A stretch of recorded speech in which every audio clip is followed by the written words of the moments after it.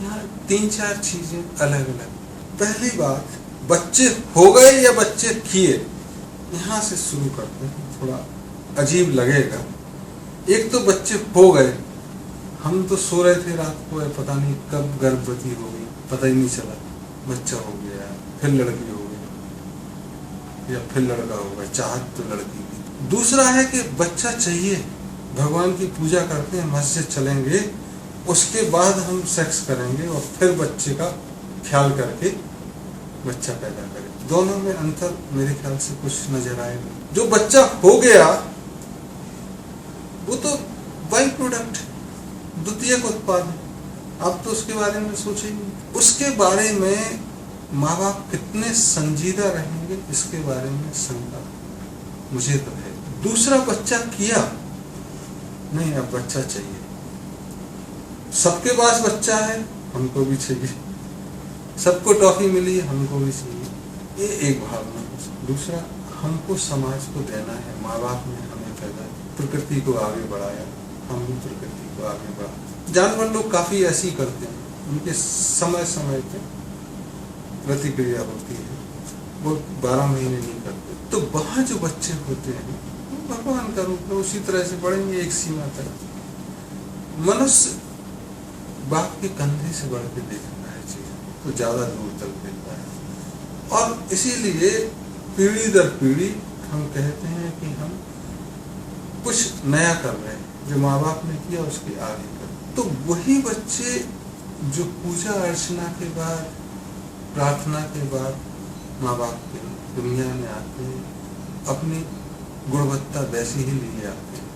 हो सकता है भगवान का रूप भी आए, हो सकता है असुर का रूप भी आए, जैसी चाहना लगी। तो उस स्थान, समय और ऊर्जा के साथ वो बच्चा आता है। जो बाई प्रोडक्ट हैं, जो द्वितीयक उत्पाद हैं, उनसे उम्मीद रखना कि वो एक बहुत अच्छे इंसान बन जाएं, एक आकस्मिक घटना हो। तुमने शायद कभी सुना हो कि एक बलात्कार हुआ, उसमें एक बहुत अच्छा बच्चा जन्म लिया और वो ये कर गया।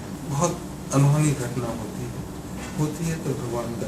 लेकिन ऐसा जरूर तुमने सुना होगा कि वो बहुत पूजा करती थी और फिर उन्होंने भगवान से मांगा एक दिन के, हमको आप जैसा लड़का दे, हमको साहसी बच्चा दो, तो उनका बच्चा साहसी हो। या हमको ज्ञानवान बच्चा दो, तो ज्ञानवान बच्चा, हमको एक पवित्र बच्चा चाहिए। तो वो जो दूसरे बच्चे का है, जो पूजा अर्चना के बाद आता है, उसको वैसा बनाने के लिए माँ बाप फिर प्रयास करते हैं। बच्चा होना प्राथमिक अवस्था होती है और बच्चे का उसी तरह से विकास करना उस प्रक्रिया का अगला रूप। तो तुम दुनिया में देखोगे कि जितने महान लोग आए हैं, एक ऐसे माँ बाप के द्वारा जन्मे गए हैं जो स्वस्थ, सुखी, समृद्ध थे। राजा थे या नहीं थे वो एक अलग बात है। चाहे पैगंबर मोहम्मद को देख लो, चाहे ईसा मसीह को देख लो, गौतम बुद्ध को देख लो, महावीर जैन को देख लो, राम को देख लो, कृष्ण को देख लो, सारे के माँ बाप राजा थे या नहीं थे ये अलग है, लेकिन उनके माँ बाप भी पूजनीय थे और आज भी पूजे जाते हैं। तो उनमें वो गुणवत्ता थी और उनकी प्रार्थना के बाद वो बच्चे आए। वैसे बच्चों का लालन पालन भी ढंग से हो। और ऐसे ही बच्चे हो गए 10, खुद का तो पेट पल नहीं रहा है, बच्चों का कहाँ से पालें। हालांकि प्रकृति ने जो स्त्री को बनाया है वो अपने बच्चे का पूरा ख्याल करती है, पुरुष भी करता है, लेकिन एक सीमाएं। मनोविज्ञान की दृष्टि से देखें तो सबसे ज्यादा प्यार बंदरिया अपने बच्चे को करती है। वो मरी हुई बच्ची को तब तक संभालती जब तक कि मांस उसका गिरने मिला। लेकिन उसका भी जब परीक्षण किया गया एक टंकी में पानी डाल के और देखा गया कि उसका बच्चा उसके ऊपर है, तो बच्चे को बचा सकती है या खुद बच सकती है। तो एक सीमा तक तो वो बच्चे को कंधे पर रखती रही, लेकिन जैसे इतना पानी आया कि वो डूब के दोनों मर जाएंगे, तो बंदरिया ने बच्ची को नीचे रखा और उस पर जंप करके बाहर कूद गई। तो माँ बाप कितनी सीमा तक करेंगे ये एक अलग है। मानवीय विकास में, मानसिक विकास जो होता है उसमें कई बार माँ बाप ने भी प्राणों की आहुति देके भी बच्चों का लालन पालन किया और बच्चों ने भी प्राणों की आहुति देके उनकी रक्षा और इज्जत की, आबरू की रक्षा की। दोनों उदाहरण मानवीय विकास में शामिल है। लेकिन बात शायद हम जन सामान्य की कर रहे थे। तो जन सामान्य में माँ बाप बच्चों का ख्याल कर सके, इसके लिए जरूरी है कि उतने ही बच्चे हों जितना ख्याल कर सकें। अगर मेरे 10 बच्चे हैं और 20,000 रुपये में कमाता हूँ तो जाहिर है 2,000 रुपये से कम पर बच्चे पे आएगी। 2 हम हो गए, 12 हो गए तो 1,500 आएगा।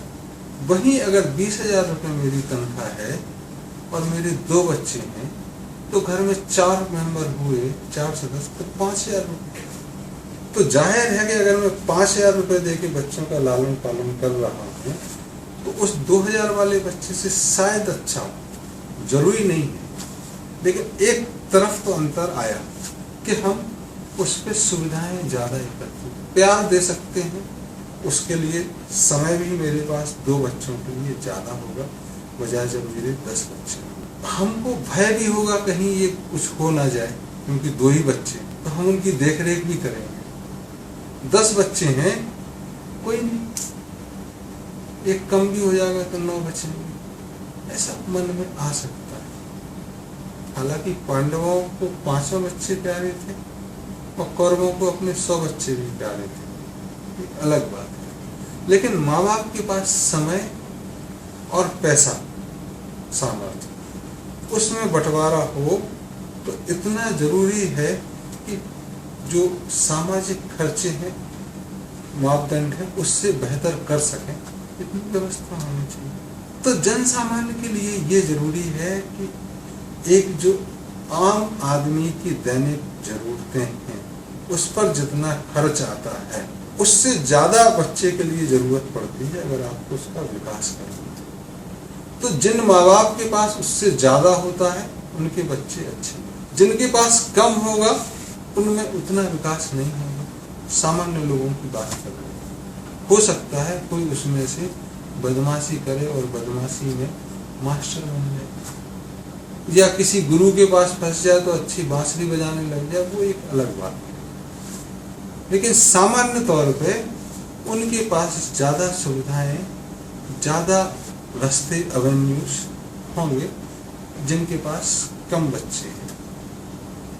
कम बच्चे होंगे तो उनको ये भी पता है कि ये हमको ही देखना है, मेरी बहन ससुराल चली जाएगी, मुझे ही देखना है। बच्चा ना रहे वो एक अलग बात है, लेकिन जिम्मेदारी तो पहले दिन से माँ बाप उसके ऊपर डालने लगे, बेटा अभी हम पाल रहे हैं, बाद में तुम्हें पालना है।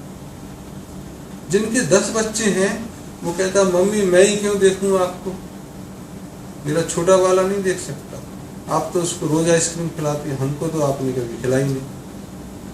ये एक चर्चा आम होती है। तो वहां पे जब माँ बाप के ऊपर आ रहे हैं तो वस्तु स्थिति में देखोगे कि वो अपनी जिम्मेदारी से पीछे हो जाते हैं जहां बच्चे ज्यादा हो जाते हैं या जहां बच्चे अनचाहे हो जाते हैं, और वो माँ बाप ज्यादा अच्छी तरह से करते हैं, चाहे 100 भी हो, कि चाहत के साथ आए, सामर्थ्य के साथ आए। तो एक राजा के यहाँ अगर 20 बच्चे हो जाएं तो पैसा बहुत है, लेकिन एक मजदूर जो ठेला हाँकता है उसके यहाँ 10 बच्चे आएंगे तो दिक्कत होगी, वो तो समाज की बोझ बनेगा, उस आदमी पे तो है ही है। एक भिखारियों की फौज, और कहते भी कि गीदड़ों की फौज और शेर की फौज एक अलग होती है। शेर की फौज 2-3 ही होते हैं, आदमियों में भी एक ही बच्चा एक बार में होता है, 2-3 मुश्किल से होते हैं। कभी कभार तुमने सुना होगा कि 4 बच्चे होते हैं, 2 बच्चे भी हजारों में एक होते हैं। तो बनाया प्रकृति ने ऐसे है कि ज्यादा नहीं करना, एक बार में 9 महीने गेस्टेशन पीरियड है। हाथी में भी एक ही बच्चा होता है, हाथी में 340 दिन लगते हैं। तो एक जो चीजें हो गई, अनचाहे बच्चे, ज्यादा बच्चे, माँ बाप ध्यान नहीं दे, और इसके परिणाम स्वरूप शायद बच्चे भी ना दें। कम बच्चे, सामर्थ्य बच्चे अच्छे निकलेंगे, वहां माँ बाप देंगे। अब बच्चे माँ बाप का निर्वहन कब करेंगे, ये एक अलग बात। जब बच्चे देखेंगे कि मेरे माँ बाप भी अपने माँ बाप का ख्याल करते हैं, तब 4 की जगह 6 सदस्य हो गए उसी 20,000 रुपए की तनख्वाह में, और इधर 10, 2 12, 2 14 हो गए।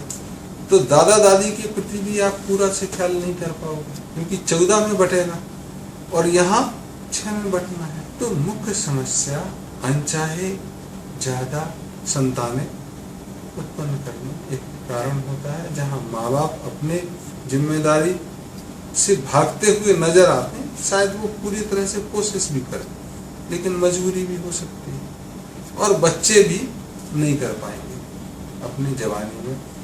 8 बच्चे तो मेरे ही हैं, 2 हम हो गए, 2 माँ बाप हो गए, कहाँ से देंगे उनको? तो चाह के भी नहीं कर पाते। तो उतना ध्यान रखना चाहिए अगर हमको अपना परिवार ठीक से चलाना है, कि हम परिवार को एक स्पेस तो दे सकें, एक जगह। इसी कमरे में मान लो 4 जन हैं या 1 है, अंतर तो पड़ेगा।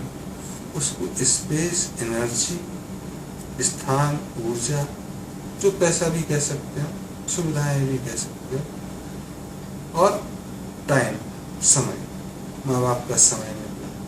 एक दिन में 24 घंटे होते हैं, 10 घंटे 8 घंटे सो गए, 2 घंटे ब्रश किया, 10 बच्चे हैं, नौकरी भी करना है, तो कितना दोगे? 20-20, 30 मिनट दोगे। 2 बच्चे हैं, घूमने पिकनिक करने भी ले जाएगा आदमी। तो स्थान, ऊर्जा, समय, 3 चीजें जहां मिलेंगी बच्चों को, वहां कह सकते हैं कि माँ बाप ने अपनी जिम्मेदारी पूरी की।